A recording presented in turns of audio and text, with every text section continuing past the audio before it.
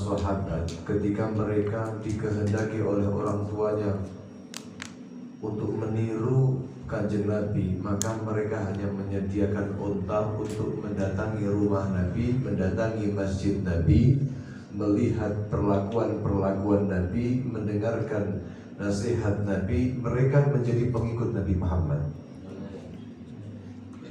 Ketika mereka menginginkan untuk husnul ittiba, tidak keluar dari jalannya Nabi, di depan mereka ada langsung Rasulullah. Tapi beda halnya datang zaman mereka. Ketika tuntutan mencintai Nabi Muhammad luar biasa, tuntutan mengikuti Nabi Muhammad sangat besar. Sementara kaula panjenengan tidak dapat melihat secara langsung Rasul Muhammad sallallahu alaihi wasallam. Apakah bisa kaula panjenengan mencintai Nabi Muhammad? Apakah bisa kita akan sempurna mensifatkan Nabi Muhammad, tahu sifat-sifat Nabi Muhammad sehingga kita ada raghbah untuk mengikuti sikap Nabi Muhammad sallallahu alaihi wasallam, kecuali di majlis-majlis yang seperti ini. Kaulah panjenengan hadir di majlis yang seperti ini untuk mendengarkan bagaimana sih Rasulullah, bagaimana sih beliau akhlaknya, bagaimana sih sejarah kehidupannya, dan bagaimana syariat yang dibawa oleh Nabi Muhammad SAW. Lewat majlis-majlis ta'lim yang semacam ini, lewat perkumpulan-perkumpulan yang kados menika, kaulah panjenengan terdidik dengan didikan Nabi Muhammad. Kaulah panjenengan bahkan menjadi ahli waris Kanjeng Nabi Muhammad SAW. Sudah sering kita dengarkan bagaimana zaman dahulu Abu Hurairah meneriakkan di pasar, mengatakan kepada mereka, ada apa yang melemahkan kalian sehingga kalian meninggalkan warisannya Nabi. Sehingga mereka bertanya, adakah sekarang dibagi warisan Nabi? Tentu sekarang di masjid. Di masjidnya Nabi sedang dibagi warisannya Nabi sallallahu alaihi wasallam. Bingung mereka, menutup tokonya segera, berjalan lari menuju masjidnya Nabi sallallahu alaihi wasallam. Tidak mereka dapati kecuali hilaqul dzikir, tidak mereka dapati kecuali perkumpulan-perkumpulan membaca Al-Qur'an, qiraatul Qur'an. Tidak mereka dapati kecuali hum yusallun, orang-orang sedang salat. Sementara mereka tidak tahu bahwa itu adalah warisan Nabi Muhammad sallallahu alaihi wasallam. Datang menemui Abu Hurairah dan bertanya, wahai Abu Hurairah, di mana yang kau katakan? Yang kau katakan bahwa warisannya Nabi Muhammad sallallahu alaihi wasallam sedang dibagi pada saat ini di masjid. Abu Hurairah mengatakan, waihakum, celaka kalian tidak mengerti apa warisan Nabi. Innal anbiya lam yuwarithu dinaran wala dirhaman, innama warathul ilm. Para anbiya itu tidak mewariskan dinar, tidak mewariskan dirham, tidak mewariskan apapun. Yang mereka wariskan adalah ilmu. Maka alhamdulillah, tanggalun menikah kaulah panjenengan kumpul ke menikah majelis untuk dibinau, ngikuti bagaimana sih, apa sih ajarannya Kanjeng Nabi Muhammad.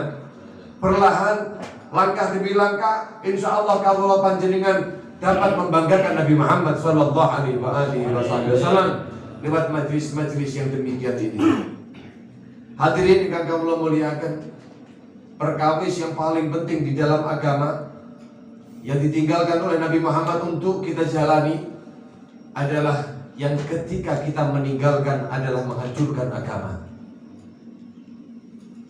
As-salatu imaduddin. Salat itu adalah tiang agama. Faman agamaha faqad agamaddin. Orang yang mendirikan salat mendirikan agama. Orang yang meninggalkan salat, waman tarakaha, orang yang meninggalkan salat faqad tarakaddin, faqad hadamaddin, maka dia menghancurkan agama. Para rabu, jenengan rela atau membuatan agama ini dihancurkan? Jenengan boten ridho nggih, saumpama agama Islam ini ada yang menghancurkan, ridho apa bagaimana? Lek sampai kalau panjenengan gak apa-apa wis penting kula selamat, kula penting boten menghancurkan, wong arep ngancur-ngancur wis ben tuntutane kali Gusti Allah. Ngoten? Tidak ada khilaf. Kalau menurut lisan Sayyidina Al-Imam Asy-Syafi'i, Dia tuh mengatakan ini himar sebenarnya tadi gede. Keledai. Wong Arab niku paling ngamuk ngelok ning wong sing paling jeburu niku celuk ya himar. Celuke himar apa himar kewan.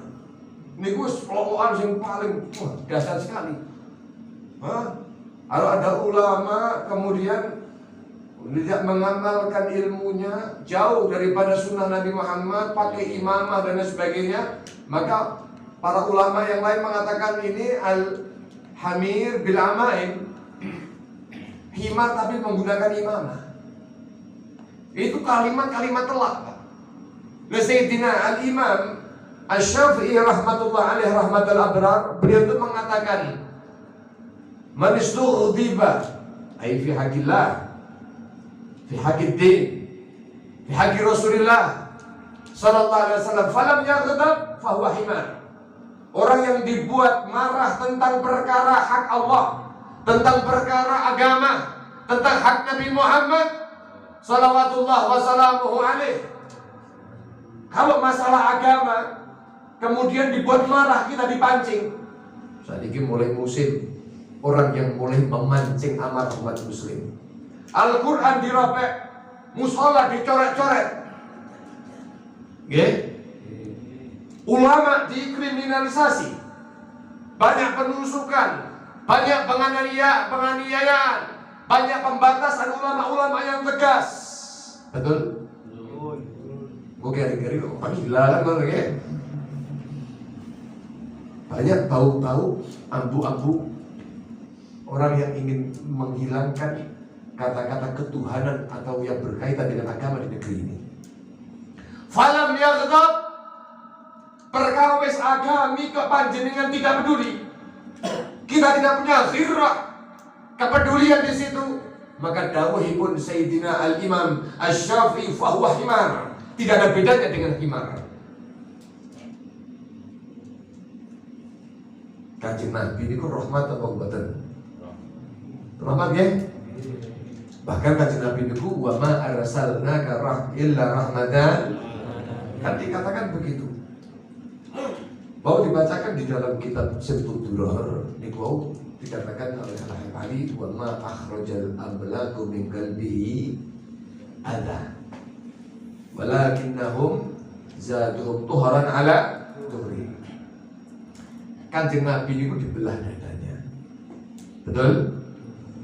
Dibelah dadanya terus dicuci. Dalam riwayat niku hati Nabi Muhammad dicuci dengan ka'as minal jannah, satu mangkok dari surga yang diisi dengan air zam-zam. Kemudian disucikan ini hatinya Nabi itu. Berarti mana Nabi kotor ini? Lah, kata Ali tidak, ma'akhrajal amlak min qalbihi ada, tidak ada kotor. Nabi Muhammad kebersihan hatinya tidak bisa dipertanyakan kembali. Akan tetapi tujuan malaikat balzatuhum tuhran ala tuhri, untuk menambahkan kesucian di atas kesuciannya. Dikatakan oleh Al-Imam As-Sayyid Muhammad Al-Maliki bahwa yang dicuci oleh malaikat dari yang terjadi yang ada pada Nabi Muhammad SAW itu adalah hadduhu li syaitan. Haddur rahmahnya Nabi Muhammad li syaitan. Ada bagian kecil rahmatnya Nabi mencakup, meliputi hatta walaupun syaitan. Sementara syaitan telah dilaknat oleh Allah. Allah tidak menginginkan rahmatnya Nabi untuk syaitan, tapi saking ulasnya kanjeng Nabi Muhammad, hatta syaitan pada diulasi, sehingga dibersihkan oleh Allah Subhanahu wa ta'ala rahmatan lil alamin. Rahmatnya kanjeng Nabi ini luar biasa. Betul wonten tandingane perawi kali berrahmati Allah, tapi coba lihat panjenengan doanya biasa baca tiba. Lalu disebutkan bahwa yakfu anil dzambi idza kana fi haqqihi wa sababihi wa idza duyya haqqullah lam yakum ahadun li ghadabihi. Kanjeng Nabi Muhammad salawatullah wassalamuhu alaihi, sikapnya adalah beliau itu ya'fu anil dzambi. Mau orang berbuat salah kepada Nabi Muhammad, sebesar apapun kesalahannya, ya'fu anil dzambi, Nabi Muhammad akan mudah memaafkan. Nabi Muhammad tidak ada dendam. Nabi Muhammad sunnahnya adalah setiap malam, bahkan ini diajarkan oleh Nabi Muhammad kepada para sahabatnya, tidaklah tidur Nabi Muhammad Sallallahu Alaihi Wasallam kecuali sebelum tidurnya Nabi Muhammad memaafkan siapapun yang berhubungan dengan Nabi Muhammad, siapapun yang punya urusan dengan Rasulullah Muhammad Sallallahu Alaihi Wasallam. Antanam, Allah tanam illa, kamu tidaklah tidur kecuali tidak ada hikit. Walaysa fi qalbika ghish li ahad. Antanam walaysa fi qalbika ghish ala ahad. Kamu tidur, kalau nggak salah kepada Sayyidina Uqbah bin Amir, sementara ketika kamu tidur tidak ada satupun orang yang kau benci. Tidak ada kebencian, tidak ada dendam, tidak ada boten-boten gelo dan setunggal tiang. Lihat siapapun itu, tidak ada. Itu sunnah Nabi Muhammad Sallallahu Alaihi Wasallam.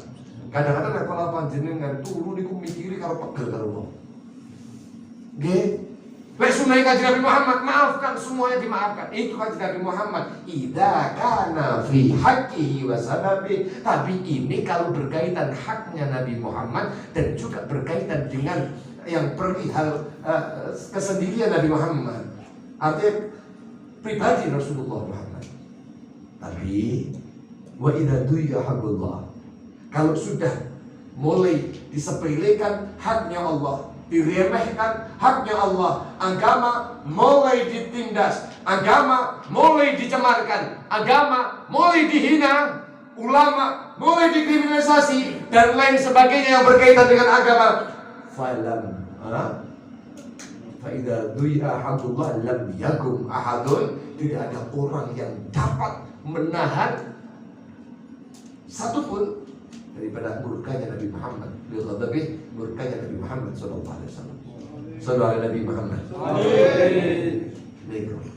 Saat ini pertanyaan berdalam, panjenengan menikah ketika ada orang yang menghancurkan agama, jenengan niku kira-kira cemburu napa mboten? Meneng niki oke sing dikatakan Syafi'i tadi. Cemburu napa mboten? Ada orang yang menghina agama kita, menghancurkan agama kita, kita rela apa tidak? Mboten rela kan? Tidak rela. Nah, bagaimana kalau ada orang yang meninggalkan sholat, apalagi keluarga kita? Yang dikatakan oleh Rasulullah SAW, wa man tarakaha faqad hadamad-din. Orang yang meninggalkan sholat benar-benar dia telah menghancurkan agama. Tanggane gak sholat ya biasa, bojone ninggal sholat ya kadang-kadang biasa, putra putri meninggalkan sholat ya biasa. Kadang-kadang ana mboten iki rela, seakan-akan ya demikian itu para jamaah yang dirahmati Allah. Yang menghancurkan agama bukan siapa-siapa, melainkan malah keluarganya. Ini kulo rela. Ya Allah, maka niki apa? Iman yang model apa? Saya model ngeten niki. Para rawuh yang kula muliakan, sholat itu perkawis yang sangat penting, yang sangat luar biasa di dalam agama kita.